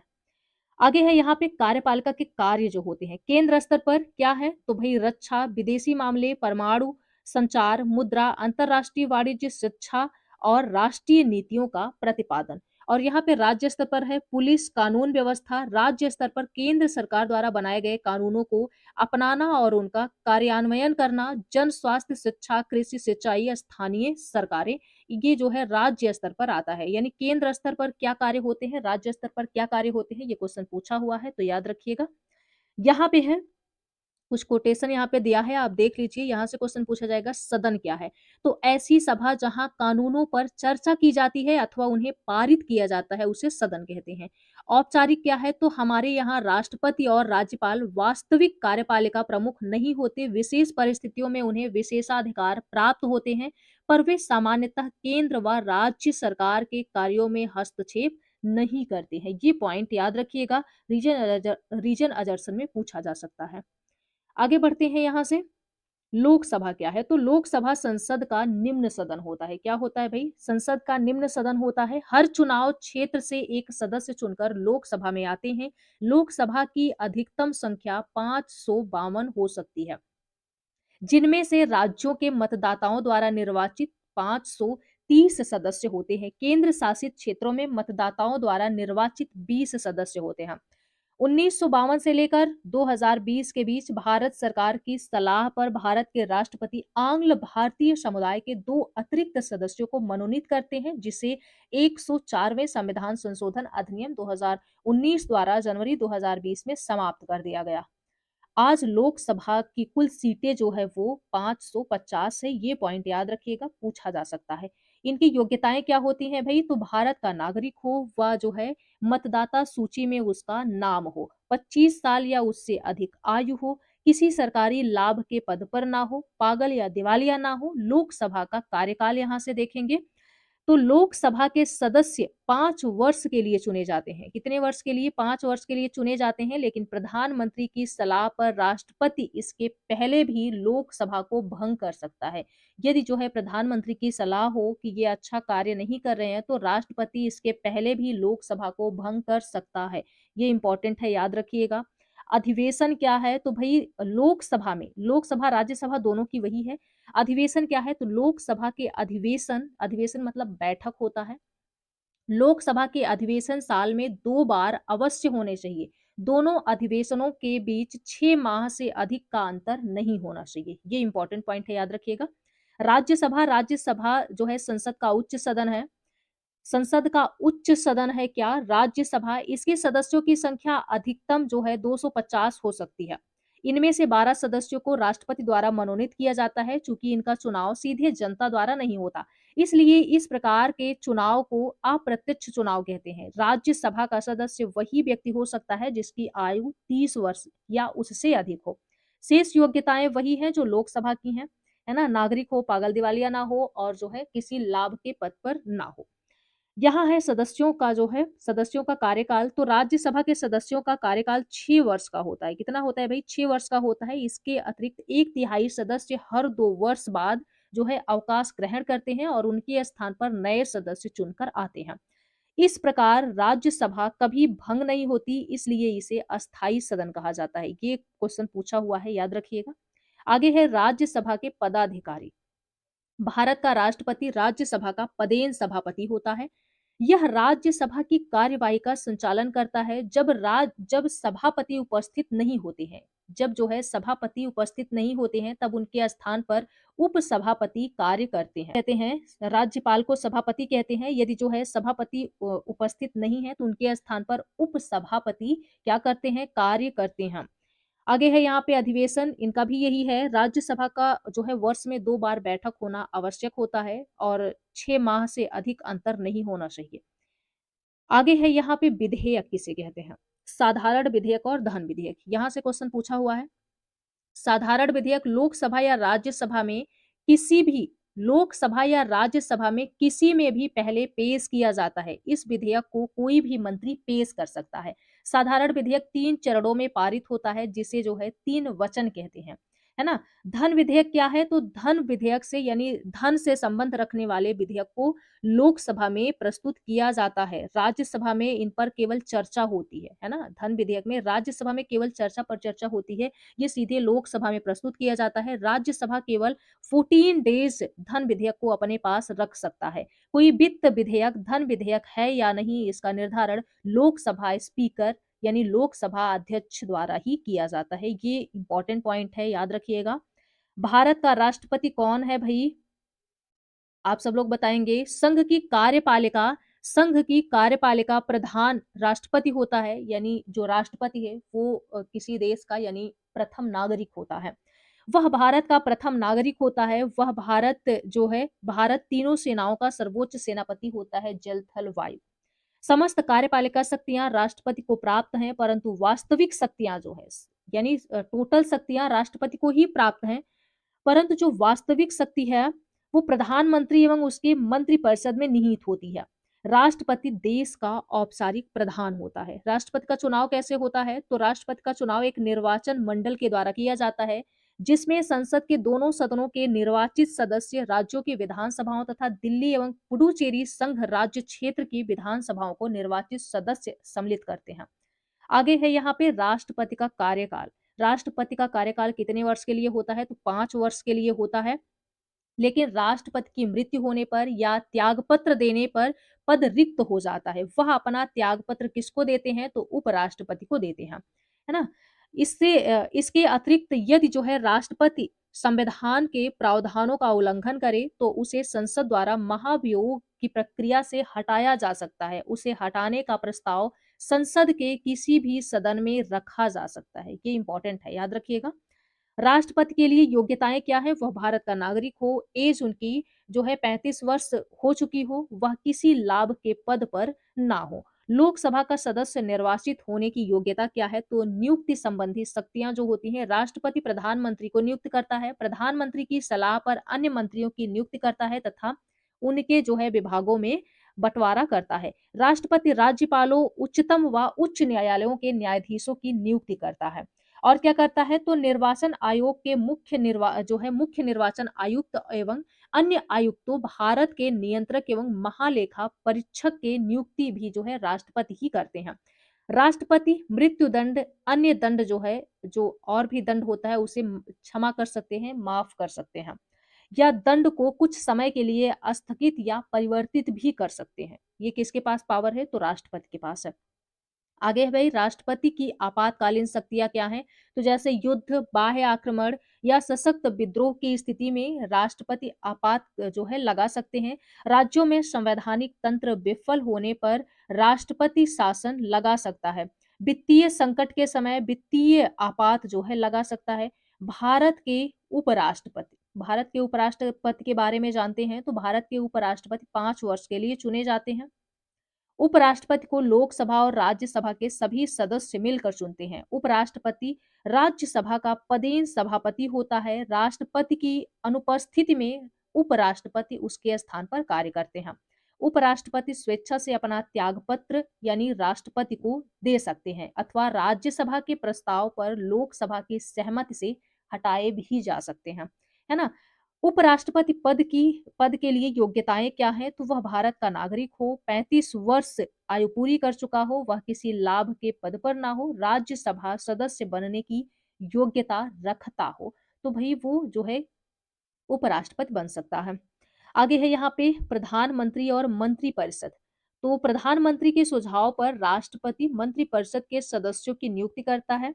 प्रधानमंत्री किसी मंत्री को हटाने अथवा नए मंत्री की जो है राष्ट्रपति से संस्तुति कर सकता है, यानी जो है किसी नए मंत्री को उनके स्थान पर उनको हटा सकता है, उनके स्थान पर किसी नए मंत्री को जो है ले आ सकते हैं। सभी सभी सभी मंत्रियों का लोकसभा या राज्यसभा का सदस्य होना जरूरी है, नहीं तो उसे 6 महीने के अंदर ही संसद के सदस्य के रूप में निर्वाचित होना पड़ता है ना? इतनी बातें याद रखिएगा प्रधानमंत्री और जो है मंत्रिपरिषद के बारे में। मंत्रिपरिषद के कार्यों पर संसद नियंत्रण करती है। यदि मंत्रिपरिषद और प्रधानमंत्री ठीक से करें तो उन्हें लोकसभा द्वारा हटाया जा सकता है। ठीक से कार्य ना करें तो उन्हें लोकसभा द्वारा हटाया जा सकता है। इन्हें हटाने के लिए लोकसभा में अविश्वास प्रस्ताव पेश किया जाता है। प्रधानमंत्री को हटाने के लिए क्या पेश किया जाता है भाई? तो अविश्वास प्रस्ताव पेश किया जाता है और राष्ट्रपति को महाभियोग द्वारा हटाया जाता है। ये बातें याद रखिएगा। आगे है यहाँ पे न्यायालय, कोर्ट। सर्वोच्च न्यायालय, सुप्रीम कोर्ट, यह देश का सर्वोच्च अपीलीय न्यायालय है जो नई दिल्ली में स्थित है। इसके निर्णय देश के सभी न्यायालय को मानने पड़ते हैं। उच्चतम न्यायालय, यहाँ पे क्या लिखा है? भारत में सर्वोच्च न्यायालय अपील का अंतिम न्यायालय है। भारत का उच्चतम न्यायालय यहाँ पर है। उच्चतम न्यायालय क्या है? Supreme court. सुप्रीम कोर्ट नागरिकों के मूल अधिकारों का संरक्षण करता है। आगे है, यदि संसद कोई ऐसा कानून बनाती है जो संविधान के प्रावधानों के विरुद्ध है, तो उच्चतम न्यायालय उस कानून को असंवैधानिक घोषित करके रद्द कर सकता है। सर्वोच्च न्यायालय भारतीय संविधान का संरक्षक एवं उसके प्रावधानों की व्याख्या करता है। सर्वोच्च न्यायालय, उच्चतम न्यायालय, सुप्रीम कोर्ट को ही कहते हैं। तो इंग्लिश वर्ड याद रखना, इसमें बड़ा कंफ्यूजन होता है उच्चतम न्यायालय और उच्च न्यायालय में, है ना? तो सुप्रीम कोर्ट, हाई कोर्ट याद रखिएगा। न्यायाधीशों की योग्यता क्या होती है भई? तो वह भारत का नागरिक होना चाहिए। वह किसी उच्च न्यायालय में कम से कम 5 वर्ष तक न्यायाधीश के पद पर कार्य कर चुका हो। उच्च न्यायालय में 10 वर्ष तक जो है वकालत कर चुका हो या भारत के राष्ट्रपति की दृष्टि में कानून का विशेष ज्ञाता हो। कार्यकाल क्या है? तो प्रत्येक न्यायाधीश 65 वर्ष की आयु तक अपने पद पर कार्य कर सकते हैं।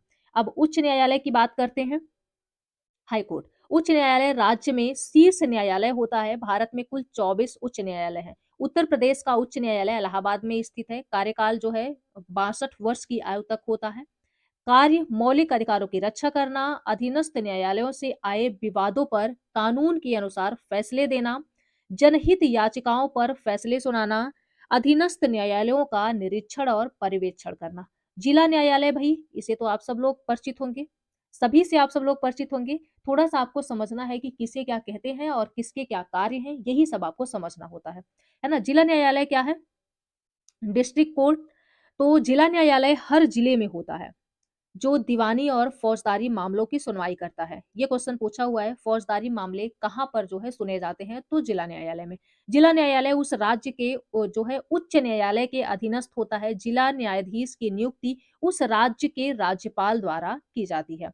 लोक अदालत पब्लिक कोर्ट क्या है? तो वे विषय और क्षेत्र जिसमें लोक अदालतें जो है लोक अदालतों के विवाद सुलझाए जाते हैं, जैसे वाहन दुर्घटना, बिजली, गृह घर, पेंशन संबंधी मुकदमे, समझौते योग्यता जो है समझौते योग्य फौजदारी मुकदमा, उद्योगों और बैंकों से संबंधित मुकदमे, भूमि अधिग्रहण संबंधी मुकदमे, विवाह, पारिवारिक क्लेश, इस तरह के मुकदमे जो है, उपभोक्ता संबंधी मुकदमे, ये सब किसमें सुलझाए जाते हैं? तो याद रखिएगा, लोक अदालत में, पब्लिक कोर्ट में सुलझाए जाते हैं।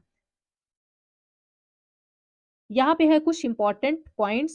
फौजदारी मामले ऐसा अपराध है, फौजदारी मामला ऐसा अपराध है जो मारपीट से संबंधित है। मारपीट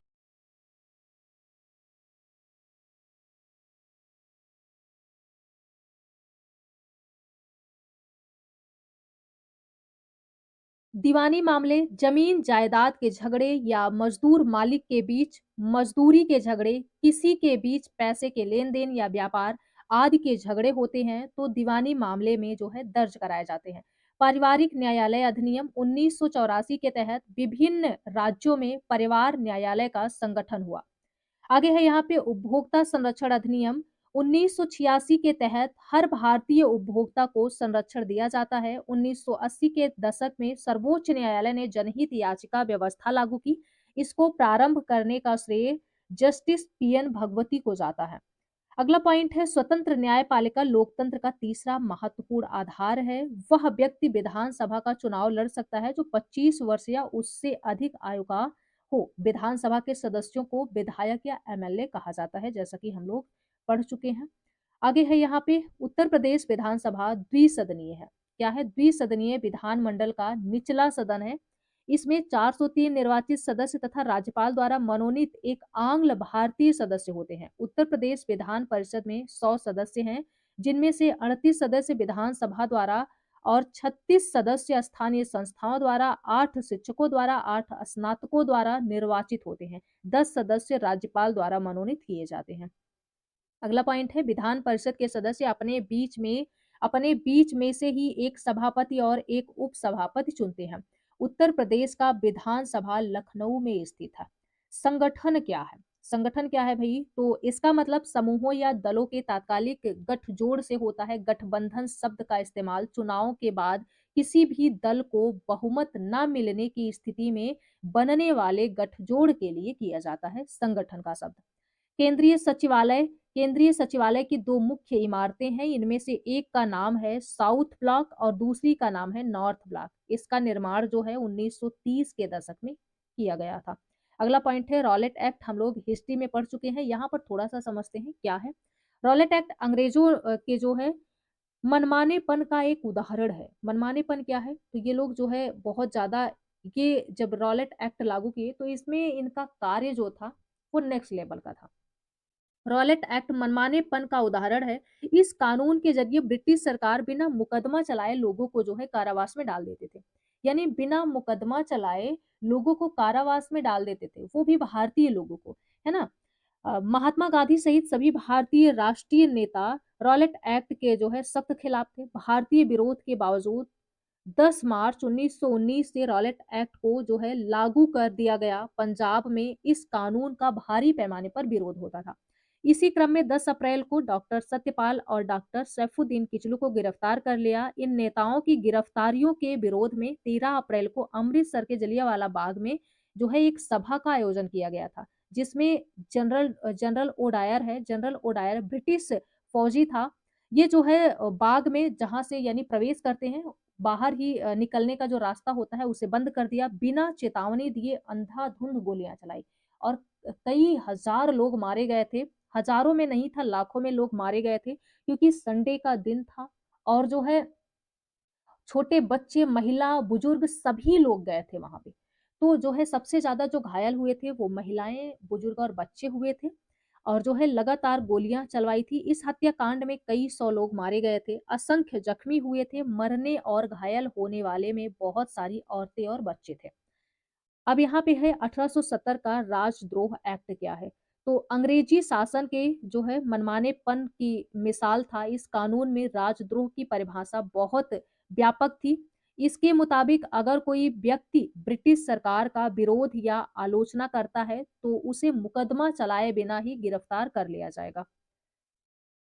क्या था 1870 का राजद्रोह एक्ट, है ना? घरेलू हिंसा कानून, ये क्वेश्चन पूछा हुआ है भई, कब आया? तो घरेलू हिंसा कानून 2005 में महिलाओं की सुरक्षा की परिभाषा ने जो है घरेलू शब्द की समझ को और अधिक व्यापक बना दिया। कब आया था? 2005 में आया था।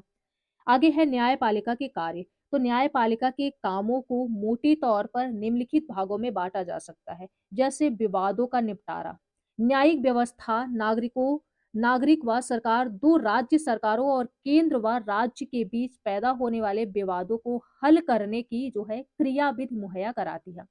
न्यायिक समीक्षा क्या है? तो संविधान की व्याख्या का अधिकार मुख्य रूप से न्यायपालिका के पास होता है। कानून की रक्षा और मौलिक अधिकारों का क्रियान्वयन, ये क्या है? तो संविधान के अनुच्छेद 21 में प्रत्येक नागरिक को जीवन का मौलिक अधिकार दिया गया है। इसमें जो है स्वास्थ्य का अधिकार भी शामिल है। उच्च न्यायालयों की स्थापना सबसे पहले 1861 में कलकत्ता, बम्बई और मद्रास में की गई। ये तीनों जो है प्रेसिडेंसी शहर थे। दिल्ली उच्च न्यायालय दिल्ली उच्च न्यायालय का 1966 में हुआ था। दिल्ली उच्च न्यायालय का गठन 1966 में हुआ था। आज देश भर में 25 उच्च न्यायालय हैं। बहुत सारे राज्यों के जो है अपने उच्च न्यायालय हैं, जबकि पंजाब और हरियाणा का एक साझा जो है उच्च न्यायालय चंडीगढ़ में है। ये क्वेश्चन बना है कि किस राज्य का साझा न्यायालय है? तो किस राज्य का है? पंजाब और हरियाणा का साझा न्यायालय चंडीगढ़ में है। दूसरी तरफ 4 पूर्वोत्तर राज्यों क्या है? 4 पूर्वोत्तर राज्य असम, नागालैंड, मिज़ोरम, अरुणाचल प्रदेश के लिए एक उच्च न्यायालय रखा गया है। 1 जनवरी 2019 से प्रदेश में जो है तेलंगाना, हैदराबाद में अलग-अलग उच्च न्यायालय हैं। ज़्यादा से ज़्यादा लोगों के नज़दीक पहुँचने के लिए कुछ उच्च न्यायालयों की राज्य के कुछ जो है खंडपीठ यानी बेंच होते हैं, उनको अधीनस्थ अदालतों को जो है अलग-अलग नामों से संबोधित किया जाता है, यानी उनको ट्रांसफ़र कर दिया जाता है ना? उन्हें ट्रायल कोर्ट या जिला न्यायालय, अतिरिक्त सख्त न्यायाधीश प्रधान, न्यायिक मजिस्ट्रेट, मेट्रोपॉलिटन मजिस्ट्रेट, सिविल जज न्यायालय आदि नामों से बुलाया जाता है। फौजदारी कानून क्या है? तो अभी जो है फौजदारी हम लोग देखें कि ऐसे व्यवहार जहाँ पर चोरी, दहेज जो है, औरतों को तंग करना, हत्या करना, ये सब जो है फौजदारी कानून के अंतर्गत आते हैं, क्रिमिनल लॉ। आगे है यहाँ पे इनमें सबसे पहले आमतौर पर प्रथम सूचना रिपोर्ट जो है प्राथमिकी यानी एफआईआर दर्ज कराना होता है। इसके बाद पुलिस अपराध की जांच करती है और अदालत में जो है केस फाइल करती है। अगर व्यक्ति दोषी पाया जाता है तो उसे जेल भेजा जा सकता है और उस पर जुर्माना भी लगाया जाता है। अगला पॉइंट है दीवानी कानून, सिविल लॉ क्या है भाई? तो इसका संबंध व्यक्ति विशेष के अधिकारों के उल्लंघन या अवहेलना से होता है। उदाहरण के लिए जमीन की बिक्री जैसे चीजों की खरीदारी, किराया, तलाक इसके अंतर्गत आते हैं। प्रभावित पक्ष की ओर से न्यायालय में एक याचिका दायर की जाती है। अगर मामला किराए से संबंधित हो, मकान मालिक या किराएदार मुकदमा दायर कर सकता है ना? अदालत राहत की व्यवस्था करती है। उदाहरण के लिए अगर मकान मालिक और किराएदार के बीच विवाद है, तो अदालत यह आदेश जो है क्या करती है? किराएदार मकान को खाली करे और बकाया किराया चुकाए, यह आदेश दे सकती है। अगला है भाई जनहित याचिका। जनहित याचिका क्या है भाई? तो पब्लिक इंटरेस्ट लिटिगेशन पीआईएल 1980 के दशक में सर्वोच्च न्यायालय ने जनहित याचिका पीआईएल की व्यवस्था विकसित की। अब सर्वोच्च न्यायालय या उच्च न्यायालय के नाम भेजे गए पत्र या तार जो है वो यानी टेलीग्राम को भी जनहित याचिका माना जा सकता है। अगला है भई, यहाँ से क्वेश्चन बनता है हस्यकरण समुदाय। 2011 की जनगणना के अनुसार भारत की आबादी में मुसलमानों की संख्या 14.2% है। उन्हें हसियाई समुदाय माना जाता है। इस बात को ध्यान में रखते हुए कि मुसलमान विकास के विभिन्न संकेतों पर पिछड़े हुए हैं, सरकार ने 2005 में उच्च स्तरीय समिति का गठन किया है। न्यायमूर्ति राजेंद्र सच्चर की अध्यक्षता में बनाई गई इस समिति ने जो है भारत में मुस्लिम समुदाय की सामाजिक, आर्थिक और शैक्षणिक स्थिति का जायजा लिया। रिपोर्ट में इस समुदाय के हस्याकरण का विस्तार से अध्ययन किया गया है। समिति की रिपोर्ट से पता चलता है कि विभिन्न सामाजिक, आर्थिक एवं शैक्षणिक संकेतों के हिसाब से मुसलमानों की स्थिति अनुसूचित जाति और अनुसूचित जनजाति अन्य हसियाई समुदायों से मिलती जुलती है।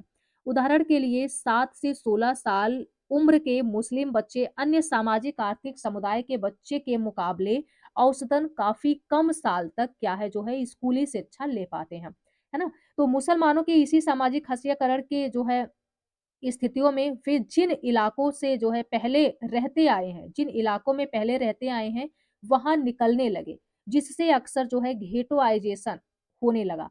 कभी-कभी जो है क्या होता है, कभी यही पूर्वाग्रह यानी घृणा और हिंसा को जन्म देता है। सच्चर समिति रिपोर्ट ने मुसलमानों के बारे में प्रचलित दूसरी गलतफहमियों को जो है उजागर किया। आमतौर पर माना जाता है कि मुसलमान अपने बच्चों को सिर्फ मदरसों में ही भेजना चाहते हैं। आंकड़ों से पता चलता है कि केवल 4% मुसलमान बच्चे मदरसों में जाते हैं। मुसलमानों के 66% बच्चे सरकारी और 30% बच्चे निजी स्कूल में पढ़ रहे होते हैं।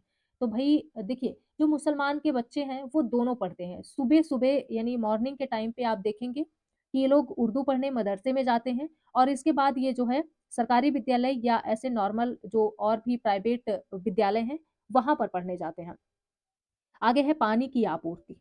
पानी की आपूर्ति क्या है? वाटर सप्लाई क्या है भई? तो ग्रामीण इलाकों में मनुष्यों और मवेशियों दोनों के लिए पानी की ज़रूरत पड़ती है। यहाँ कुआँ, हैंडपंप, तालाब और कभी-कभार जो है छत पर टंकियों में पानी मिलता है। इनमें से ज़्यादातर निजी स्वामित्व में हैं। शहरी इलाकों के मुकाबले ग्रामीण इलाकों में सार्वजनिक जलापूर्ति और भी ज़्यादा अभाव है। शहरी इलाकों में प्रति व्यक्ति लगभग 135 लीटर पानी प्रतिदिन मिलना चाहिए। पानी की यह मात्रा 7 बाल्टी के बराबर है। शहरी जल आयोग ने यह मात्रा तय की, लेकिन झुग्गी बस्तियों में लोगों को जो है रोजाना प्रति व्यक्ति 20 लीटर पानी यानी 1 बाल्टी भी नहीं मिलता। दूसरी तरफ आलीशान होटलों में रहने वाले लोगों को रोजाना प्रति व्यक्ति 1600 लीटर यानी 80 बाल्टी पानी मिलता है। पानी की कमी के कारण बाल्बिया आदि देशों में दंगे फैल गए हैं, जिसके जो है दबाव में सरकार को जलापूर्ति व्यवस्था निजी हाथों से जो है छीन कर दोबारा अपने हाथों में लेनी पड़ी। पानी के टैंकरों की दर सरकारी जलापूर्ति विभाग ही तय करती है और उन्हें जो है इजाजत देता है। इसलिए इन टैंकरों को अनुबंधित कहा जाता है। इंपॉर्टेंट है, याद रखिएगा। अनुसूचित जाति और अनुसूचित जनजाति अत्याचार निवारण अधिनियम 1989 में दलितों और अन्य समुदायों की मांगों के जवाब में अधिनियमित किया गया है। अगला पॉइंट है 1993 में सरकार ने मैला ढोने वाले, ये क्वेश्चन पूछा हुआ है, मैला ढोने वालों की रोकथाम और शुष्क शौचालयों का निर्माण निषेध अधिनियम 1993 में पारित किया। यह कानून मैनुअल मैला ढोने वाले जो है मैला ढोने वाले के नियोजन और शुष्क शौचालयों के निर्माण पर रोक लगाता है। मैला ढोने वालों के नियोजन का निषेध और उनका पुनर्वास अधिनियम यानी 6 दिसंबर 2013 को लागू हुआ। प्रतिदिन 1600 से अधिक भारतीय पानी से संबंधित बीमारियों के कारण मरते हैं। इनमें से ज्यादातर 5 साल से कम उम्र के बच्चे होते हैं। भारतीय संविधान 6 से 14 वर्ष की आयु के सभी बच्चों को शिक्षा का अधिकार की गारंटी देता है। इस अधिनियम का एक महत्वपूर्ण पहलू यह है कि स्कूली शिक्षा तक सभी बच्चों की जो है समान पहुंच है। लेकिन शिक्षा का अध्ययन करने वाले कार्यकर्ताओं और शोधकर्ताओं के निष्कर्षों ने इस तथ्य का जो है उजागर किया, भारत में स्कूली शिक्षा में हमेशा से बहुत अधिक असमानता रही है। बजट में सरकार को यह भी घोषणा करनी होती है कि अगले साल की योजनाओं के लिए पैसे की व्यवस्था कहां से की जाएगी। जनता में प्राप्त कर सरकार की आय का मुख्य स्रोत होता है। न्यूनतम मेहनताना यहाँ से क्वेश्चन बना है, न्यूनतम मेहनताना कानून मतलब काम ले लेते हैं और जो है पैसे नहीं देते। ये बड़ी समस्या है। इनमें जो है यह निर्णय लिया गया कि किसी का भी वेतन एक निर्दिष्ट न्यूनतम राशि से कम नहीं होना चाहिए। शोषण से मुक्त होने के अधिकार का अर्थ है किसी को भी कम वेतन पर कार्य यानी काम करने या बंधुआ मजदूर के रूप में काम करने के लिए मजबूर नहीं किया जाएगा, है ना? संविधान में यह भी कहा गया है कि 14 वर्ष से कम आयु के किसी भी बच्चे को किसी कारखाने या जो है खान में या किसी अन्य खतरनाक व्यवसाय में कार्य नहीं किया जाएगा, यानी कार्य करने के लिए उन्हें बाधित नहीं किया जाएगा।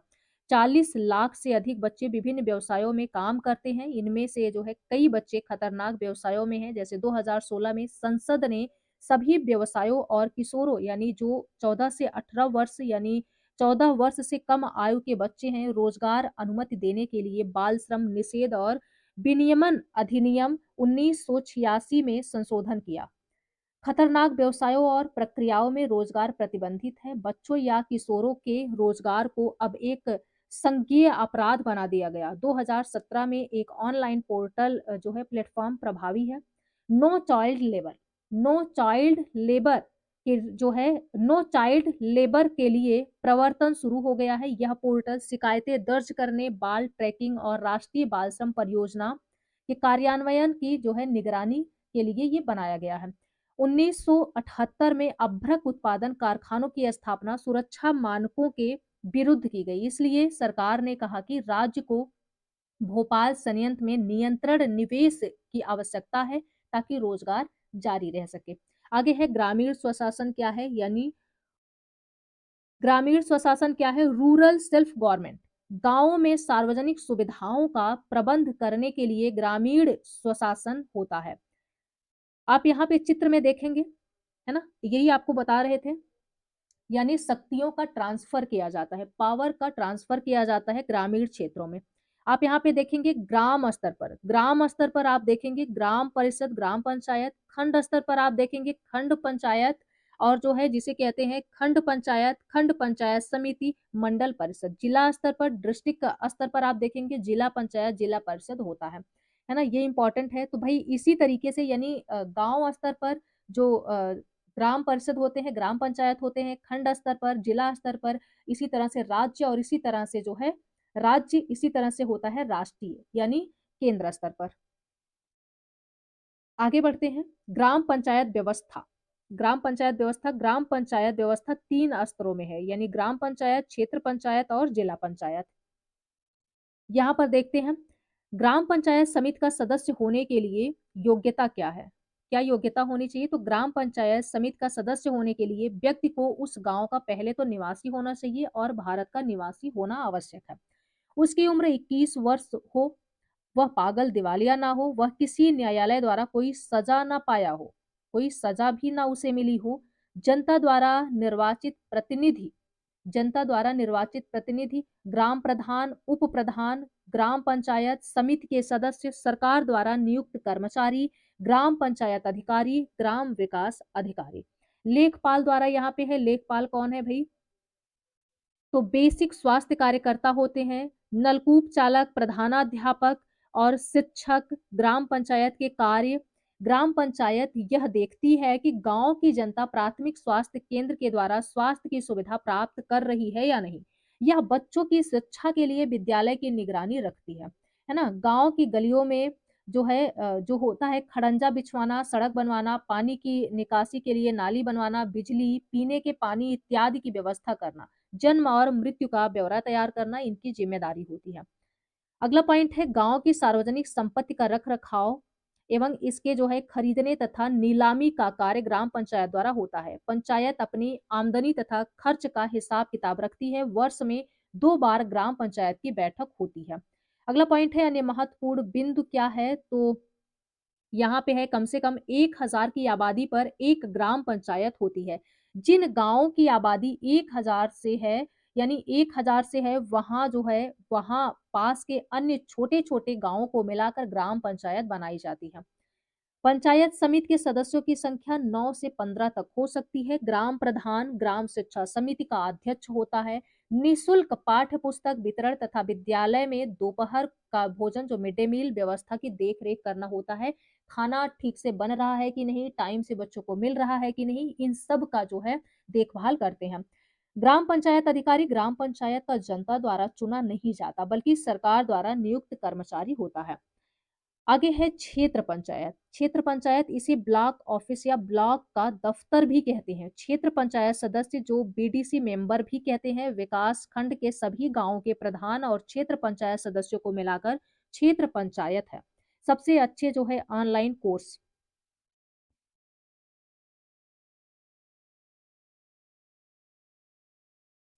क्षेत्र पंचायत क्या है? तो इसे ब्लॉक ऑफिस या क्षेत्र पंचायत क्या है? तो इसे ब्लॉक ऑफिस या ब्लॉक दफ्तर भी जो है। आगे बढ़ते हैं यहाँ से।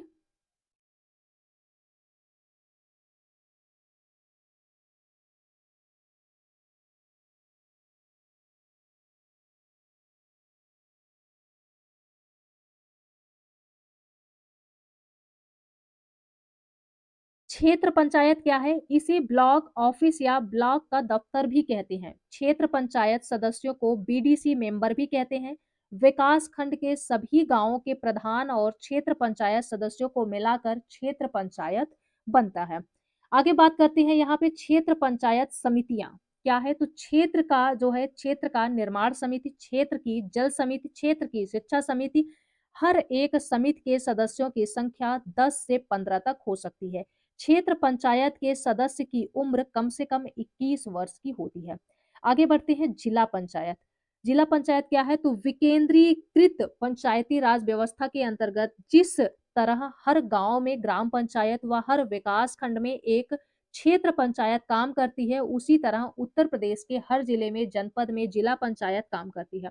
जिले की सभी क्षेत्र पंचायतों को मिलाकर जिला पंचायत बनती है। जिला पंचायत के सदस्य क्षेत्र पंचायत के सभी प्रमुख जिला पंचायतों के सदस्य जिले के सांसद के विधायक भी जो है जिला पंचायत के सदस्य होते हैं। जिला पंचायत के सदस्य अपने बीच में एक अध्यक्ष और एक उपाध्यक्ष चुनते हैं। जिले का मुख्य विकास अधिकारी सीडीओ जिला पंचायत का सचिव होता है। चुनाव की प्रक्रिया क्या है भाई? तो यहाँ पर देखते हैं चुनाव की प्रक्रिया। जिला पंचायत के सदस्य 5 साल के लिए चुने जाते हैं। कितने साल के लिए? 5 साल के लिए चुने जाते हैं। 21 वर्ष से कम उम्र का व्यक्ति जिला पंचायत का सदस्य नहीं बन सकता। जिला पंचायत की बैठक 3 महीने में जरूर होनी चाहिए, ऐसा नियम है। विकास खंड का कामकाज देखने के लिए जो है जिला पंचायत अपने सदस्यों की छोटी-छोटी समितियां बनाती है, जैसे शिक्षा समिति, सिंचाई व्यवस्था समिति, पशुपालन समिति, भूमि विकास समिति। नगरीय स्वशासन क्या है? तो बहुत छोटे शहरों में नगर पंचायतें होती हैं। कुछ शहर जो है कुछ बड़े शहरों में नगर परिषद होता है। इंपॉर्टेंट है। नगरीय स्वशासन यानी नगरीय शासन व्यवस्था क्या है? तो बहुत छोटे शहरों में पंचायत जो है नगर पंचायत होती है। कुछ बड़े शहरों में नगर परिषद होता है। बहुत बड़े शहरों में नगर निगम है। सरकारी जो है सरकारी नियम है। जिस शहर में कस्बे या आबादी 5,000 से 1 लाख के बीच हो, वहाँ पर नगर पंचायत जो है बना सकता है। और 5,000 से 1 लाख की आबादी वाले शहर में नगर पंचायत का गठन होता है। नगर पंचायत के सदस्यों की संख्या 10 से 24 के बीच होती है। 1 लाख से 5 लाख की आबादी वाले शहर में एक नगर पालिका परिषद का गठन किया जाता है। नगर परिषद में सदस्यों की संख्या 25 से 55 के बीच होनी चाहिए। 5 लाख से अधिक आबादी वाले शहर में एक नगर निगम का जो है गठन किया जाता है। नगर निगम सदस्यों की संख्या 60 से 110 के बीच होनी चाहिए। राज्य सरकार नगर परिषद या जो है नगर निगम को भंग कर सकती है। नगर पंचायत, नगर परिषद और नगर निगम के कुछ नियमों कानूनों में जो है परिवर्तन कर सकता है। नगर और नियम और कानून राज्य सरकार द्वारा बनाए जाते हैं। नगर पंचायत, नगर परिषद या नगर निगम वर्ष क्या बनता है जो है नगर पंचायत, नगर परिषद, नगर निगम जो है वर्षों से बना है।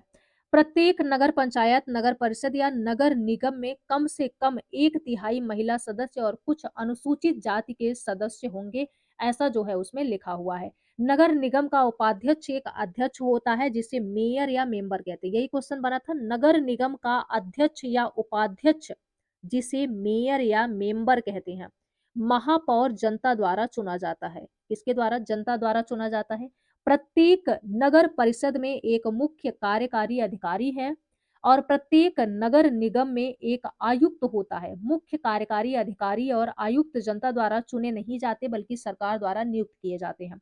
अगला पॉइंट है, यदि नगर पंचायत, नगर परिषद या नगर निगम किसी भी कारण से भंग कर दिया जाए तो सरकार द्वारा नियुक्त प्रशासक जो है उसका काम देखते हैं। वार्ड कौन से लोग होते हैं? तो वार्ड, पंचायत, नगर पालिका परिषद, नगर निगम के सदस्य के चुनाव के लिए जो है नगर क्षेत्र को खंडों या विभागों में विभाजित कर दिया जाता है। इस खंड या विभाग को वार्ड कहा जाता है। जिला प्रशासन क्या है? तो अधिकारी व कर्मचारी जो है यह जनप्रतिनिधियों की तरह जनता द्वारा चुना जाता है निश्चित समय के लिए। जिला प्रशासन क्या है? तो अधिकारी व कर्मचारी यह जो है जनप्रतिनिधियों की तरह जनता द्वारा निश्चित समय के लिए चुने जाते हैं, बल्कि ये विभिन्न प्रतियोगी परीक्षाओं एवं चयन पर प्रक्रिया द्वारा चयनित किए जाते हैं। ये 60 वर्ष की आयु तक अपने पद पर कार्य कर सकते हैं। राज्य सरकार द्वारा बनाए गए नियम, कानून और योजनाओं को जिलाधीश, तहसीलदार और लेखपाल जिले में लागू करता है। राज्य सरकार द्वारा दिए गए आदेशों का पालन करता है और वे स्वयं कोई नियम, कानून या नीति नहीं बदल सकते, ना ही कोई नया कानून योजना बना सकते हैं। जिला प्रशासन के कार्य जिले में शांति व्यवस्था बनाए रखना होता है। भू प्रबंध क्या है? तो नागरिक सुविधाओं और सभी के लिए विकास के समान अवसर भू भू प्रबंध का कार्य होता है। यहाँ पर आप देखेंगे एपीजे अब्दुल कलाम के बारे में। थोड़ा-सा है, ये न्यू एनसीईआरटी का है, पूछा जा सकता है आपसे। तमिलनाडु के रामेश्वरम में एक सामान्य परिवार में 1931 में एपीजे अब्दुल कलाम का जन्म हुआ। सुप्रसिद्ध वैज्ञानिक डॉक्टर कलाम भारत के अंतरिक्ष कार्यक्रम, मिसाइल कार्यक्रम और परमाणु क्षमताओं के विकास में महत्वपूर्ण भूमिका निभाते हैं। मिसाइल मैन के नाम से जाने जाते हैं। डॉक्टर अब्दुल कलाम 2002 से 2007 तक भारत के 11वें राष्ट्रपति के रूप में कार्यरत रहे। सर्वोच्च प्रतिष्ठित पद पर रहते हुए वे अच्छी शिक्षा और नई खोज के प्रति गहरी रुचि का कारण जनमानस, विशेषकर युवाओं को बहुत प्रेरित करते हैं। इनके कुछ जो है कोट्स हैं जो आज भी लाखों लोग इनसे प्रेरणा लेते हैं और इनसे जो है इनके विचार को फॉलो करते हैं। जिनमें से कुछ प्रसिद्ध हैं, यहाँ पर दिया हुआ है। आकाश की ओर देखिए, हम अकेले नहीं हैं, संपूर्ण ब्रह्मांड हमारा मित्र है और जो लोग ऊंचे सपने देखते हैं और उसके लिए काम करते हैं, वह उन्हें सर्वोच्च सहायता देने के लिए तत्पर होते हैं, है ना? और जो है इनका एक कोटेशन है, यदि आप असफल होते हैं, तो भी हार नहीं मानिए। FAIL का अर्थ है फर्स्ट अटेम्प्ट इन लर्निंग, यानी सीखने की दिशा में पहला प्रयास। अतः अंत में जो है, यानी अंत क्या है? द एंड नहीं है। वास्तव में END का अर्थ है एफर्ट नेवर डाइज, अर्थात प्रयास कभी निरर्थक नहीं होते। यदि आपको जो है उत्तर में ना, यानी जो है नो आए, NO मिलता है, तो इसका अर्थ है नेक्स्ट अपॉर्चुनिटी, अर्थात अगले अवसर के लिए तैयार रहो। अतः सकारात्मक रहो। अपने लक्ष्य में सफल होने के लिए अपने लक्ष्य के प्रति एकाग्रचित्त निष्ठा रखिए। स्वप्न का अर्थ सोते समय स्वप्न देखना नहीं है, बल्कि स्वप्न वे होते हैं जो आपको सोने ना दें, है ना? यदि 4 बातों का ध्यान रखें तो बड़ा लक्ष्य रखना, ज्ञान हासिल करना, कठिन परिश्रम करना और सतत प्रयास करना, तो कुछ भी प्राप्त किया जा सकता है। ये कोटेशन आप भी अपनी लाइफ में ले आइए, क्योंकि सीटेट का एग्जाम आपके पास है और यहाँ से क्वेश्चन पूछा जा सकता है, क्योंकि न्यू एनसीईआरटी में ये दिया हुआ है और इसलिए इसको हम यहाँ पर लिए हैं। तो आज यही इन करते हैं। आज आपकी पॉलिटी की महा मैराथन यहाँ पर एंड होती है। यहाँ से आपको बहुत से क्वेश्चन आपके एग्जाम में 14 दिसंबर को देखने को मिलेगा और शाम के टाइम में, यानी हम लोग 3 बजे महा मैराथन एक आपकी होगी, जिसमें कुछ previous year selected important question solve करेंगे। तो आज यही इन करते हैं। ये क्लास आपको कैसी लगी, फीडबैक जरूर दीजिएगा और आप बेस्ट करके आएंगे, ये मुझे पूरा भरोसा है। और आप लोग बिल्कुल भी परेशान ना हो। लास्ट टाइम में होता है कि थोड़ा सा डर लगता है, क्या होगा, कैसे होगा। जिनका 14 दिसंबर को है उनको ज्यादा ही डर लग रहा है, क्योंकि उनको ये लग रहा है कि कैसा एग्जाम होगा। इस बार जो है 2 शिफ्ट में है ना? तो बिल्कुल भी परेशान ना हो। आप सभी का एग्जाम बहुत ही अच्छा जाएगा। तो चलिए आज यही एंड करते हैं, मिलते हैं नेक्स्ट सेशन में। आज का सेशन पसंद आया हो तो लाइक, शेयर, सब्सक्राइब कर दीजिएगा। बने रहिएगा आप अपने चैनल स्मार्ट कक्षा के साथ। तो चलिए यही एंड करते हैं, अपना और अपनों का ख्याल रखिएगा, पढ़ते रहिएगा, मुस्कुराते रहिएगा। इस बार सीटेट में बेस्ट करना है, बेस्ट का मतलब है कि इसी बार सीटेट क्वालीफाई करना है, कम मार्क्स ही क्यों ना आए, है ना? तो चलिए यही एंड करते हैं। Thanks for watching. Thank you so much.